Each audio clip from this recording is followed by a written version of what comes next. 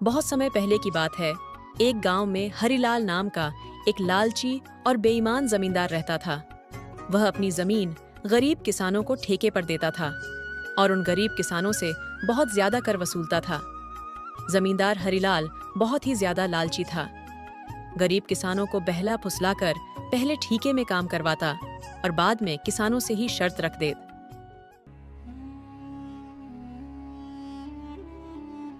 इन गरीब किसानों की भी क्या जिंदगी है। बस 2 वक्त की रोटी के लिए बस दिन भर काम करते रहते हैं और बाद में 2 वक्त की रोटी के लिए तरसते रहते हैं। और हमें देखो, हम बस इन्हें आदेश देते हैं और समय आने पर सारी फसल हमारे गोदामों में भर जाती है और ये किसान हमारे आगे जी हुजूरी करते रहते हैं और हमारा हर काम करते हैं। इसे कहते हैं जमींदार हरिलाल का दिमाग। हाँ मालिक, आप तो यहाँ के जमींदार हो और सभी किसानों को अपनी मुट्ठी में रखते हो। इनकी मेहनत का फायदा उठाना आप भली भांति जानते हो। मालिक, पूरे गांव पर आपका ही राज्य है। आपकी मर्जी के बिना यहाँ एक पत्ता भी नहीं हिलता। यहाँ का राजा तो हूं ही। मैं इन बेवकूफ किसानों को ऐसी शर्तों पर जमीन उधार देता हूँ कि मेहनत ये करते हैं और फसल में हड़प लेता हूँ। आखिर इनकी औकात ही क्या है मेरे सामने। जमींदार अपने नौकर से ये सब बातें कर ही रहा होता है। तभी उसके पास मदन नाम का एक गरीब किसान आता है जो बहुत दुखी और परेशान होता है। मालिक, मैंने सुना है कि आप गरीब किसानों को जमीन ठेके पर देते हो। हाँ भाई, तुमने बिल्कुल ठीक सुना है। मैं अपनी जमीन ठेके पर देता हूँ। मालिक, तो आप मुझे भी जमीन ठेके पर दे दीजिए। मैं भी आपकी जमीन पर 1 साल के लिए ठेके पर काम करना चाहता हूँ। मेरा नाम मदन है और मैं पास के ही गांव सीतापुर में रहता हूँ। हाँ ठीक है मदन, मैं तुम्हें अपनी जमीन ठेके पर दे दूंगा, पर उसके लिए मेरी कुछ शर्तें हैं। ठीक है मालिक, बताइए आपकी क्या शर्त है। शर्त यह है कि तुम्हें मेरी जमीन पर काम करना होगा और 1 साल के बाद उस जमीन पर जो भी फसल होगी उसका आधा हिस्सा तुम्हारा होगा और आधा हिस्सा मेरा होगा। ठीक है मालिक, मुझे आपकी शर्त मंजूर है। जमींदार से जमीन की कागजी कार्रवाई करने के बाद मदन वहां से अपने घर चला जाता है और अगले दिन खेती करने के लिए उस खेत में पहुंच जाता है। चलो, जमींदार साहब से जमीन तो मिल गई है, अब इसमें खेती करना शुरू कर देता हूँ। उम्मीद है इस साल अच्छी फसल होगी। मुझे इस जमीन पर बहुत मेहनत करनी होगी, तभी मेरे लिए कुछ बच पाएगा। मदन उस खेत पर दिन रात कड़ी मेहनत करता है और फसल उगाता है।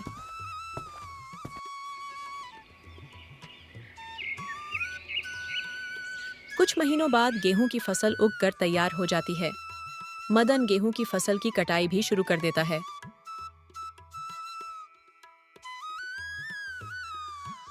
इस साल तो बहुत अच्छी फसल हुई है। अगर आधी फसल जमींदार साहब भी ले जाएंगे तो मेरे पास कुछ तो बच ही जाएगा। मदन के उगाए हुए फसलों की खबर जमींदार हरिलाल के कानों तक पहुंचती है।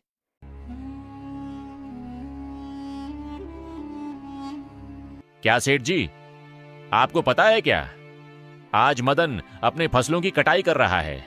इस साल मदन ने खेत में बहुत अच्छी फसल उगाई है। उसकी फसल तो बहुत अच्छी फसल लहा रही थी।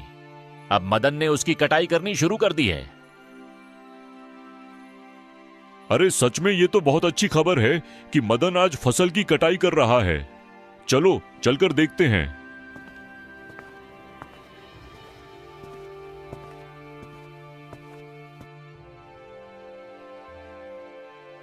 अरे मदन, फसल तैयार हो गई है। अरे इस बार तो ये फसल काफी अच्छी लग रही है। हाँ मालिक, इस बार मैंने गेहूं की फसल लगाई है। इतनी अच्छी फसल उगाने के लिए इस बार मैंने इस खेत में अपना जी जान खून पसीना सब लगा दिया है। मैंने दिन रात इस खेत में बहुत मेहनत की है, तब जाकर इतनी अच्छी फसल हुई है। अब तो मैंने कटाई भी शुरू कर दी है। अरे भाई, तुम्हारी मेहनत से कुछ नहीं हुआ है। ये तो मेरी उपजाऊ जमीन का कमाल है जो इतनी अच्छी फसल हुई है। तुम्हारी मेहनत हो या ना हो, फसल तो होनी ही थी। मालिक, खेत भले ही उपजाऊ हो मगर उसमें मेहनत नहीं होगी तो फसल कैसी होगी। मैंने बहुत मेहनत की है इस खेत में। ज्यादा मत बोल मदन, मेहनत तो किराए के मजदूर भी करते हैं। असली कमाई का हकदार वही है जिसकी जमीन है। शर्त के मुताबिक अब जल्दी से मेरे हिस्से की आधी फसल निकाल। मुझे जल्दी जाना है, मुझे और भी काफी काम है। यह कहकर जमींदार मदन से सारी अच्छी गेहूं की फसल लेकर चला जाता है और खराब फसल मदन के पास छोड़ देता है, जिसे देखकर मदन मायूस हो जाता है। हे भगवान, इतनी कड़ी मेहनत करने के बाद बस इतनी सी फसल मेरे हाथ आई है। हम गरीबों को लोग ऐसे ही लूटते हैं। इतनी कड़ी मेहनत करने के बाद भी हमारे हाथ में कुछ नहीं आता है। हे भगवान, कब मेरी अपनी जमीन होगी? मदन इसी तरह अपनी जिंदगी काट रहा था।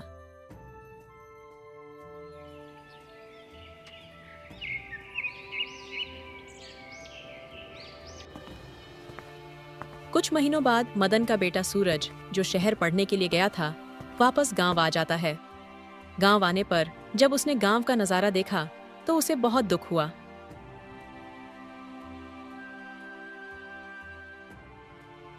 पिताजी, हमारे गांव का ऐसा हाल क्यों है? गांव के सभी लोग दुखी और परेशान नजर आ रहे हैं। आखिर बात क्या है? बेटा, इस गांव में गरीब किसानों की यही किस्मत है।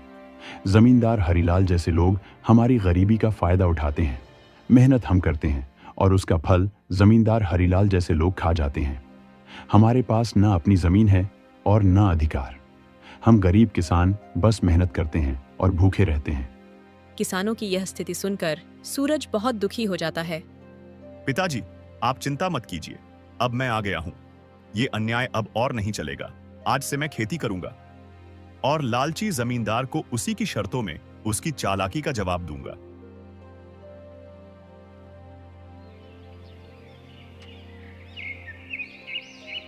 अगले ही दिन सूरज जमींदार हरिलाल के घर पहुंच जाता है। अरे सूरज, तुम यहाँ कहो, क्या बात है? मालिक, अब से पिताजी की जगह मैं खेती करूंगा। मुझे ठेके पर कुछ जमीन चाहिए। क्या बात है? अब तुम खेती करोगे क्या? तुम अभी बच्चे हो, तुम्हारे अंदर इतना दम नहीं है। तुम पढ़े लिखे लड़के हो, खेती नहीं कर पाओगे। नहीं मालिक, आप ऐसा मत बोलिए। मैं पढ़ा लिखा हूं, लेकिन हूं तो किसान का बेटा ही ना। खेती करना मुझे अच्छी तरह से आता है। चलो ठीक है, तुम्हारी बात मान लेता हूं। वैसे भी आजकल काम का क्या रह गया है? सब पढ़ लिख कर ऐसे ही बेरोजगार ही तो घूम रहे हैं ना। आपका बहुत बहुत धन्यवाद मालिक। अरे धन्यवाद बाद में दे देना, पहले मेरे नियम और शर्तें तो सुन लो। आपकी क्या शर्त है मालिक, बताइए। जमींदार हरिलाल, ये तो बच्चा है। इस बार इसे कुछ ऐसी शर्त बता देता हूं जिसकी इसकी सारी फसल मेरी हो जाएगी। वैसे भी इसका पिता मदन हर साल गेहूं ही लगाता है, तो ये भी गेहूं ही लगाएगा। अच्छा सूरज सुनो, तुम जो भी फसल लगाओगे उसका आधा मैं रखूंगा और आधा हिस्सा तुम रखोगे, लेकिन ऊपर का हिस्सा मैं रखूंगा और नीचे का हिस्सा तुम रखोगे। अगर मेरी यह शर्त मंजूर है तो बोलो। ठीक है मालिक, मुझे आपकी शर्त मंजूर है। ऐसा ही होगा।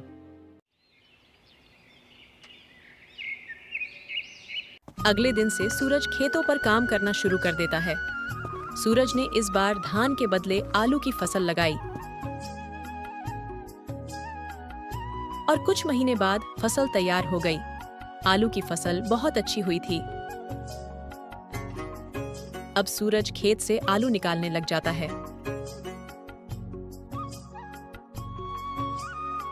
फसल की खबर मिलते ही जमींदार हरिलाल सूरज के पास आता है।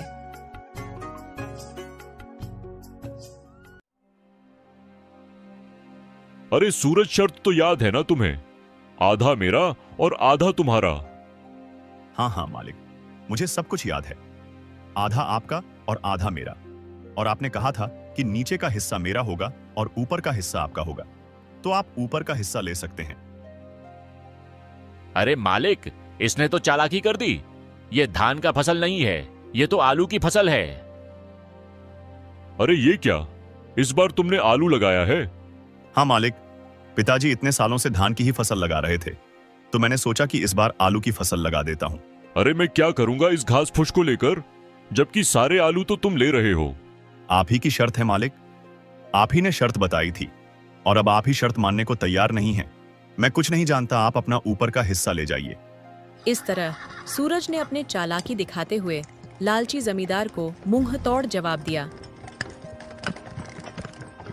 और सभी आलू लेकर घर आ गया और घास फूस जमींदार के हिस्से छोड़ आया। मालिक, पूरे गांव में आज तक किसी ने भी आपसे चालाकी दिखाने की हिम्मत नहीं की और ये सूरज का बच्चा आपको इतनी आसानी से बेवकूफ बना गया। अरे वह बच्चा मुझे क्या बेवकूफ बनाएगा? आने दो उसे, अगली बार मैं उसे ऐसा सबक सिखाऊंगा कि मुझसे दोबारा उलझने की कोशिश नहीं करेगा।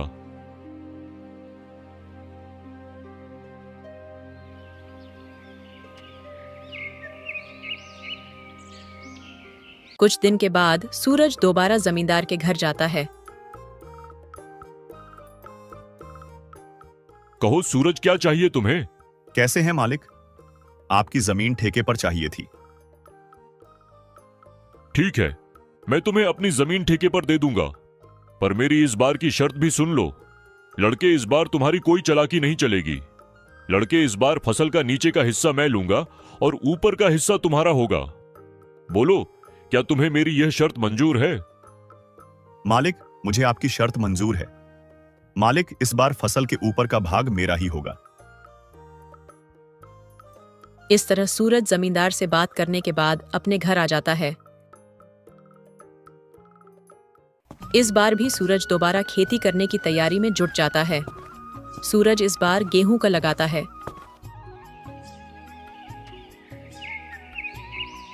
कुछ दिनों बाद गेहूं की फसल काफी अच्छी उगाती है। अरे वाह, इस बार तो गेहूं की फसल खूब अच्छी लग रही है। मजा आ गया, आने दो उस लालची जमींदार को, तब मजा छकाता हूं उसको। कुछ दिन के बाद जमींदार सूरज के पास आता है। जैसे ही जमींदार सूरज के खेत के पास पहुंचा, गेहूं की फसल देखकर उसका तो दिमाग ही चकरा गया। अरे ये क्या? इस सूरज ने तो इस बार गेहूं की फसल लगा दी है। यह लड़का तो जितना मैं सोच रहा था उससे कहीं ज्यादा होशियार निकला।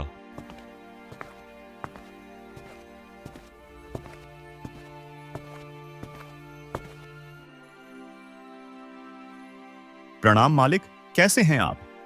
देखिए मालिक, इस बार मैंने गेहूं की खेती की है और आपकी शर्त के अनुसार इस फसल का ऊपर का हिस्सा मेरा होगा और नीचे का हिस्सा आपका होगा। इस तरह अपनी चतुराई से सूरज ने दोबारा जमींदार हरिलाल को मूर्ख बना दिया और जमींदार एक बार फिर से धोखा खाकर गुस्से से तिलमिला गया।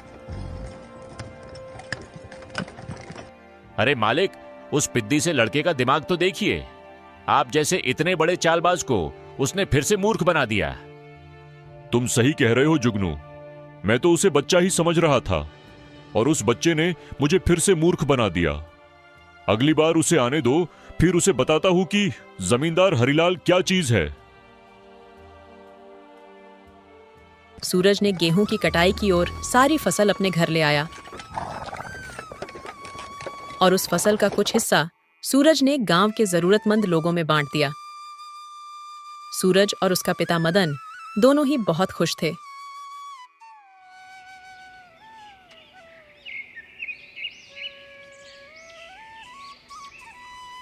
कुछ दिनों बाद फिर से फसल उगाने का समय आ गया।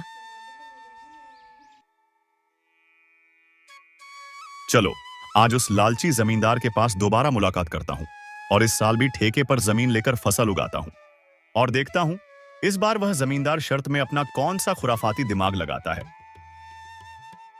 यह सोचकर सूरज उस जमींदार के पास ठेके पर जमीन के लिए दोबारा जाता है।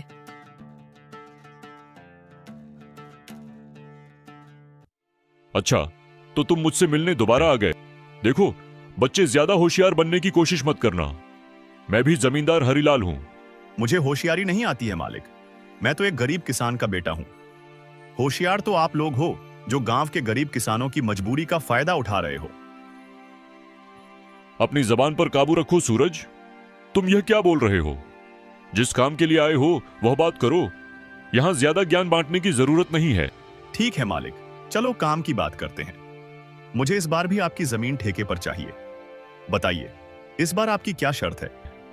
हाँ, शर्त तो है। तू खुद को बड़ा होशियार समझता है ना बच्चे। चल, इस बार फसल का ऊपर का और नीचे का हिस्सा मेरा होगा और बीच का हिस्सा तेरा होगा। अब बोल, क्या यह शर्त मंजूर है? बिल्कुल मंजूर है मालिक, जैसा आप कहें। चलिए अब मैं चलता हूं, मुझे फसल उगाने की तैयारी भी करनी है।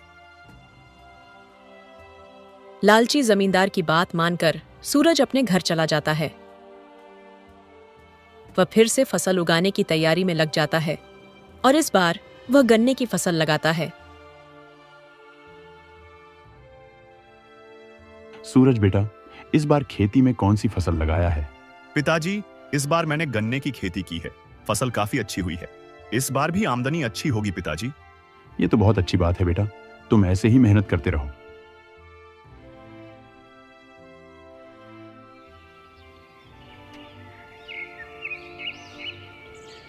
कुछ दिनों बाद लालची जमींदार और जुगनू दोनों सूरज के पास आने लगे। मालिक, इस बार सूरज का तो दिमाग ही चकरा जाएगा। इस बार आपने शर्त ही ऐसी रखी है, ऊपर का भी हिस्सा आपका और नीचे का भी हिस्सा आपका। तूने बिल्कुल सही कहा जुगनू। इस बार मैंने अपने दिमाग का 400% उपयोग करके ब्रह्मास्त्र छोड़ा है। मैंने अब देखता हूं वह सूरज का बच्चा कैसा बचता है। इस तरह दोनों बातें करते हुए खेत के पास पहुंच जाते हैं और जैसे ही वह खेत के पास पहुंचते हैं तो देखते हैं कि इस बार सूरज ने गन्ने की खेती की है। यह सूरज तो आपका भी बाप निकला। देखिए जरा, इसने इस बार कौन सी फसल लगाई है। अरे ये क्या, इसने तो इस बार गन्ने की फसल लगाई है। अब बताओ भला, ऊपर का और नीचे का हिस्सा मेरा होगा और बीच का हिस्सा उसका होगा। मतलब इस बार भी मेरे हिस्से में घास फूसी आनी है। मैं इस बार भी बेवकूफ बन गया। मान गए इस किसान के बच्चे के दिमाग को।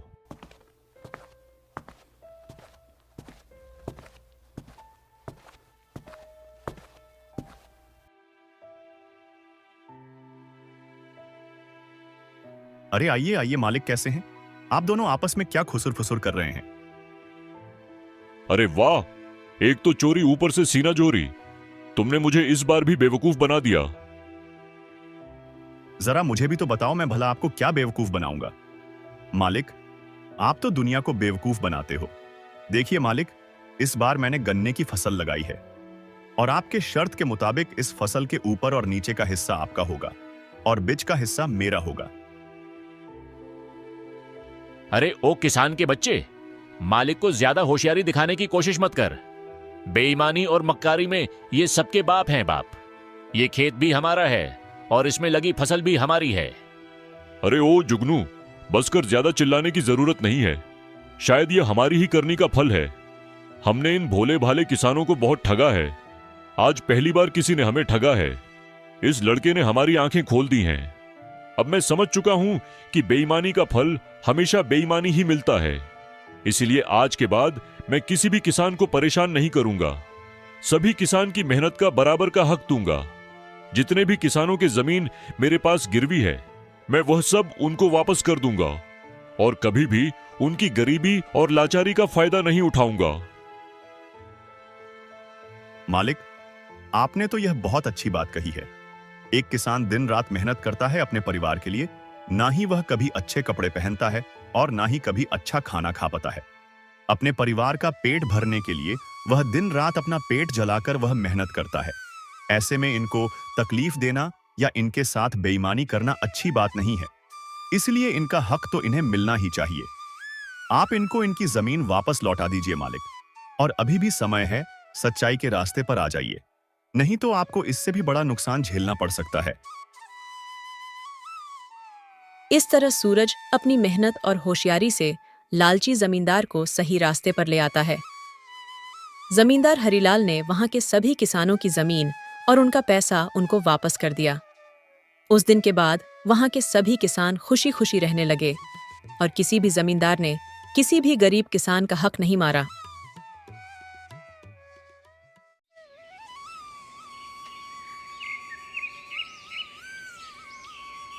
उदयपुर राज्य में राजा राम अपनी पत्नी सुमित्रा के साथ रहता था और उसका बड़ा भाई भोलाराम अपनी पत्नी गंगा के साथ दूसरे गांव में किराए के मकान में रहता था, क्योंकि उसकी पत्नी गंगा को उसके पिता और देवर के साथ रहना पसंद नहीं था।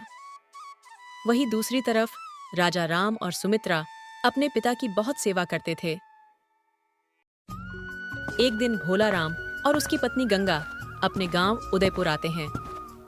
राजा राम अपने बड़े भाई भोला राम की बहुत इज्जत करता था। उसने उसका बहुत अच्छे से स्वागत किया। पूरा परिवार एक साथ बहुत खुश था।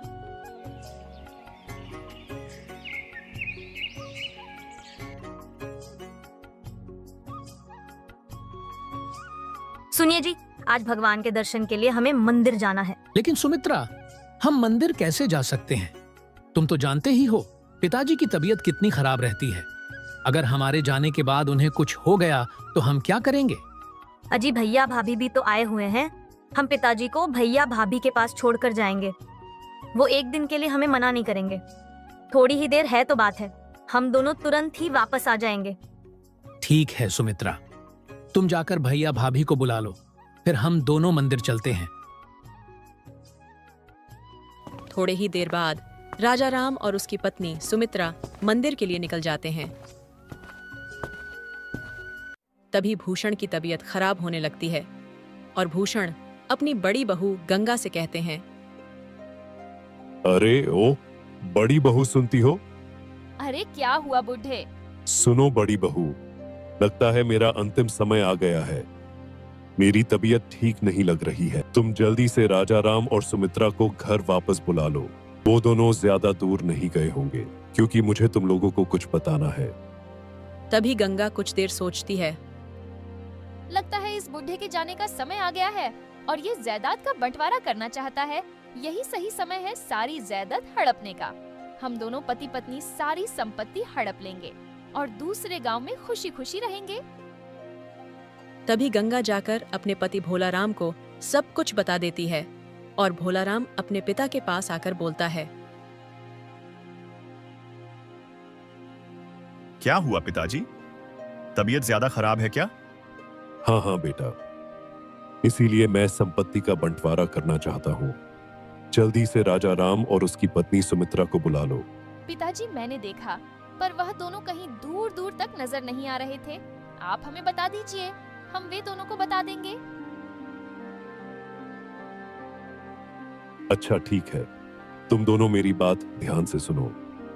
मैंने और तुम्हारे माँ ने तुम दोनों के भविष्य के लिए बहुत से पैसे जमा किए थे, ताकि तुम दोनों को पैसों की कमी महसूस ना हो। लेकिन तुम्हारे माँ ने मुझे बताने से मना किया था, ताकि तुम दोनों खुद मेहनत करके पैसे कमाओ। लेकिन ये मेरा अंतिम समय है, इसलिए मैं तुम दोनों को धन के बारे में बताना चाहता हूँ। हाँ हाँ पिताजी, जल्दी बताइए। तो तुम दोनों ध्यान से सुनो। मैंने और तुम्हारी माँ ने धन को मिट्टी के बर्तनों में छुपा दिया था, ताकि कोई उसे चुरा ना ले। इतना कहकर भूषण अपने प्राण त्याग देता है। ओह बूढ़ा, कम से कम इतना तो बता देता कि कहाँ छुपा के रखा है उसे धन को। चलो कोई बात नहीं, किसी न किसी तरह से हम उसे धन को ढूंढ ही लेंगे। सुनिए जी, अब आप सब अपने छोटे भाई को मत बताइएगा। मैं जैसा कहती हूँ वैसा ही बोलना। इसका मतलब मैं अपने छोटे भाई को इस धन के बारे में कुछ भी नहीं बताऊंगा। क्या तुम्हारी ऊपर की खोपड़ी खाली है क्या? मैंने कहा ना, जैसा मैं बोलूंगी वैसा ही बोलना। लेकिन हम उस धन को इस पूरे घर में कहाँ ढूंढेंगे? वह भी राजा राम के रहते हुए। उसे भी तो पता चल ही जाएगा ना। इस बात की आप बिल्कुल चिंता मत करो, बस मेरी बात ध्यान से सुनो। इतना कहने के बाद गंगा भोला राम को धन को ढूंढने की तरकीब बताती है। अरे वाह भाग्यवान, वाह! मानना पड़ेगा तुम्हारे दिमाग को। तभी भोला राम सुमित्रा मंदिर से वापस घर लौट आते हैं।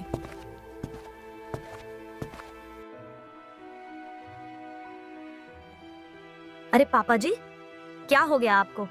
पिताजी, आप हमें छोड़कर क्यों चले गए? अब हमारा क्या होगा पिताजी? तभी यह सब देखकर राजा राम कहता है, पिताजी उठ जाओ। पिताजी, भाई ये सब कब हुआ? तुम्हारे आने से 10 मिनट पहले। पिताजी की तबीयत बहुत खराब हो गई थी और पिताजी हमें छोड़कर चले गए। पिताजी मुझे माफ कर दो, मैं आपके आखिरी पलों में आपके साथ नहीं था। मुझे माफ कर दो पिताजी, मुझे हमेशा इसका अफसोस रहेगा।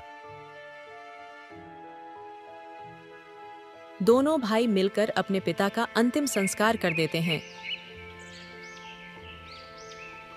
धीरे धीरे दिन बीतते हैं और उनके पिता के सारे क्रियाकर्म खत्म हो जाते हैं। धीरे धीरे घर खाली सा हो जाता है। फिर एक दिन भोलाराम अपने छोटे भाई राजाराम से कहता है,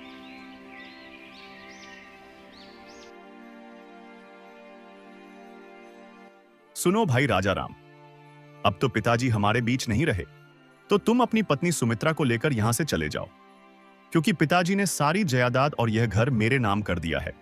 क्योंकि उनके आखिरी समय में मैं उनके साथ था, इसलिए अब तुम इस घर में नहीं रह सकते हो। ये सब सुनकर राजाराम बहुत परेशान हो जाता है। उसे कुछ समझ में नहीं आ रहा होता कि वह अब क्या करे। थोड़ी देर सोचने के बाद राजाराम कहता है, अरे भैया, आप क्या बोल रहे हैं? पिताजी मेरे साथ कभी ऐसा नहीं कर सकते थे। वह तो मुझसे बहुत प्यार करते थे। अरे देवर जी, ऐसी बात नहीं है। आपके भाई बिल्कुल सही कह रहे हैं। पिताजी कह रहे थे कि राजाराम को मेरी बिल्कुल भी चिंता नहीं है। ऐसे बीमार होते हुए भी मुझे छोड़कर चला गया। हम पिताजी के अंतिम समय में उनके साथ थे। हमने उनकी सेवा की, इसीलिए उन्होंने अपनी सारी संपत्ति हमारे नाम कर दी। नहीं भाभी, ये गलत है। पिताजी मेरे साथ ऐसा कर ही नहीं सकते। राजाराम, मैं जानता था कि तुम हमारी बात का भरोसा नहीं करोगे, इसलिए मैंने हमारे गांव के मुखिया को बुलाया है। अब वही फैसला करेंगे।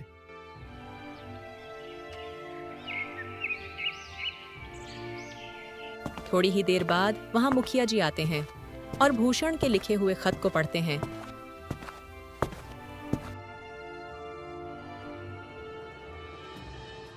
मैं भूषण इस कागजात में जो कुछ भी लिख रहा हूं वो अपनी मर्जी से लिख रहा हूं। मेरे मरने के बाद मेरे सारे खेत और मेरी सारी संपत्ति मेरे बड़े बेटे भोलाराम के नाम होंगे और छोटे बेटे के नाम गांव के बाहर पहाड़ी की चोटी के नीचे जो छोटी सी झोपड़ी बनी हुई है और वहां की थोड़ी सी जमीन उसके नाम कर रहा हूं।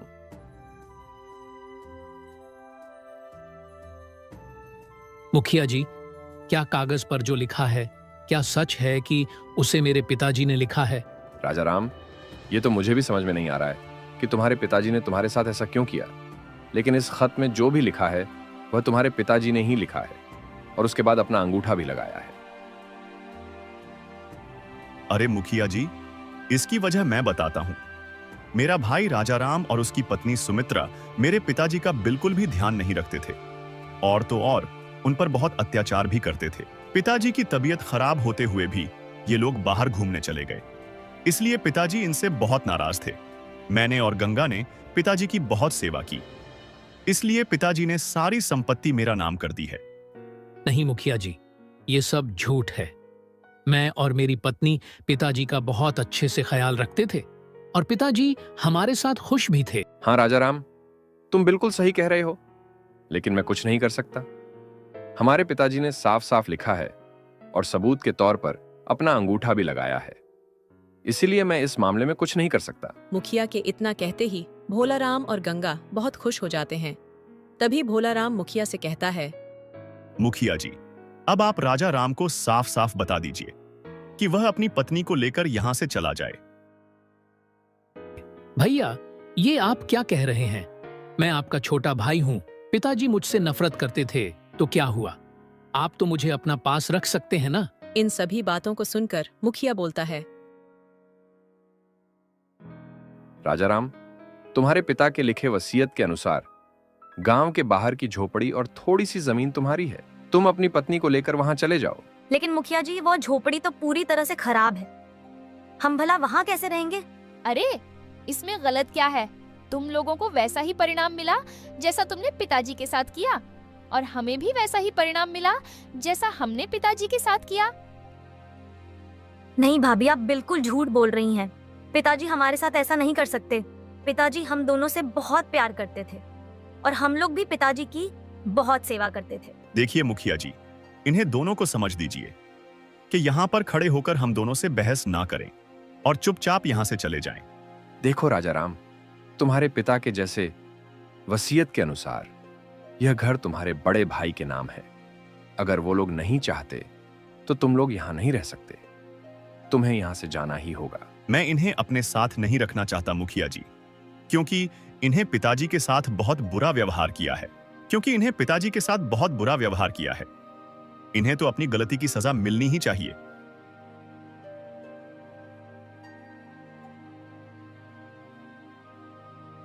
सुनिए जी, चलिए यहाँ से, अब ये घर हमारा नहीं है।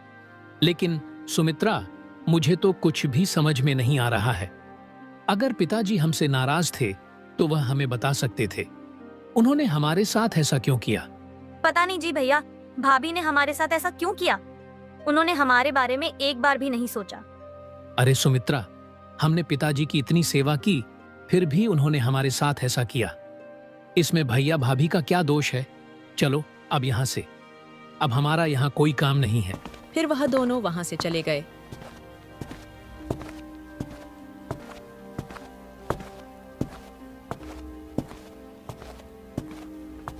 तभी भोलाराम अपनी पत्नी गंगा से कहता है,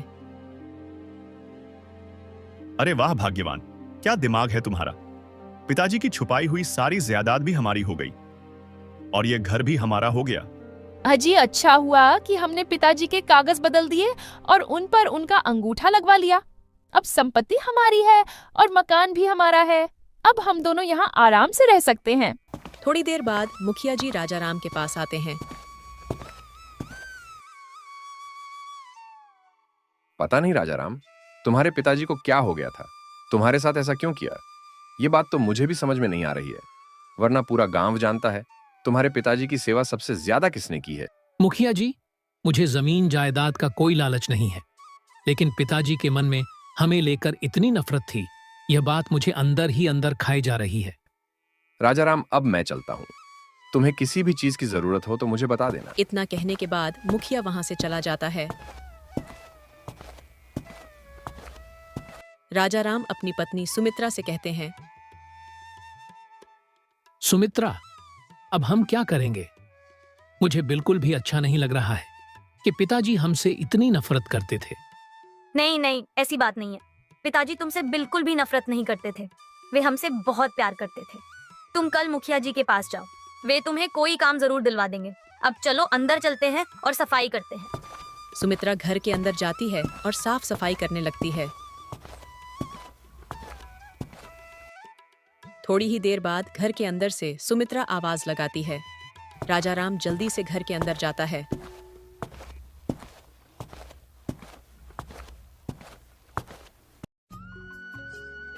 क्या हुआ भाग्यवान, क्यों चिल्ला रही हो?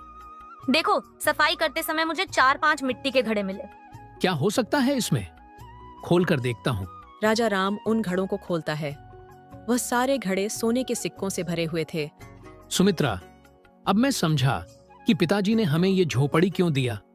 मैं अभी जाकर मुखिया जी को सारी बात बताता हूँ। फिर राजाराम मुखिया जी के घर जाता है और उन्हें सारी बात बताता है। तब मुखिया राजाराम के घर सोने के सिक्कों को देखने के लिए जाते हैं। कुछ ही दिनों में ये बात पूरे गांव में फैल जाती है। एक दिन गांव का एक आदमी भोलाराम के पास आता है और बोलता है,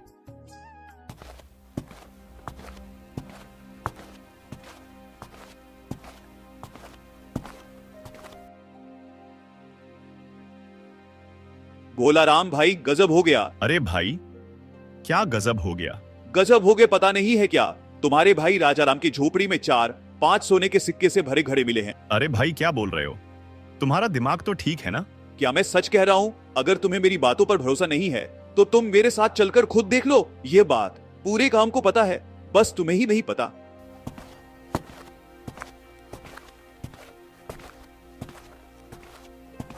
फिर भोलाराम अपनी पत्नी के पास जाकर कहता है, अरे गंगा, पिताजी ने सारे मटके उसे झोपड़ी में ही छुपा कर रखे थे, चलो देखते हैं। और फिर वह दोनों राजाराम के घर जाते हैं। वहां पर पहुंचकर भोलाराम अपने छोटे भाई से कहता है, हाँ, सब मेरा है। पिताजी ने मेरे लिए यह धन इस झोपड़ी में छुपा कर रखा था। इसका मतलब आपको खजाने के बारे में पहले से मालूम था? हाँ हाँ, मुझे पहले से मालूम था। पिताजी ने मुझे पहले ही बताया था इस धन के बारे में, लेकिन ये नहीं बताया था कि यह धन कहाँ रखा हुआ है। आपने तो मुझे किसी खजाने के बारे में बताया ही नहीं। आप कैसे भाई हो? आप एक नंबर के मक्कार, धोखेबाज और लालची भाई हो। अरे राजाराम, अगर मैं तुम्हें इसके बारे में बता देता तो तुम कब का इसको ले लेते। तभी पास में खड़े मुखिया जी बोल पड़े। भोलाराम, तुम धन को अपना साथ नहीं ले जा सकता। कानूनी तौर पर यह घर राजा राम का है, इसलिए इस धन पर भी उसका ही अधिकार। मुखिया जी, कागजात नकली है। पिताजी के मरते समय हमने धोखे से उनका अंगूठा एक खाली पन्ने पर ले लिया था और उसकी मदद से सारे जमीन जायदाद अपना नाम कर ली थी। वाह भोलाराम, वाह! तो तुमने बहुत ही बड़ा पाप किया है। तुमने एक मरते हुए आदमी का अंगूठा लिया है। तुम्हें इसकी सजा जरूर मिलेगी। तभी गंगा बोली। मुखिया जी, हमें माफ कर दीजिए। मुखिया जी, ये सब मैंने ही इनसे करने को कहा था, हमें माफ कर दीजिए। तुम लोगों को सजा तो जरूर मिलेगी। मैं तुम्हारी शिकायत उदयपुर के राजा महाराज कौशल देव के पास लेकर जाऊंगा। इसका मतलब पिताजी मुझसे नाराज नहीं थे। वह मुझे अपने आखिरी समय में भी याद कर रहे थे। हन भाई, पिताजी तुमसे नाराज नहीं थे। वाह, अपने आखिरी समय में भी तुम्हें बुलाकर हम दोनों को खजाने के बारे में बताना चाहते थे, मगर मैं लालच में आ गया था।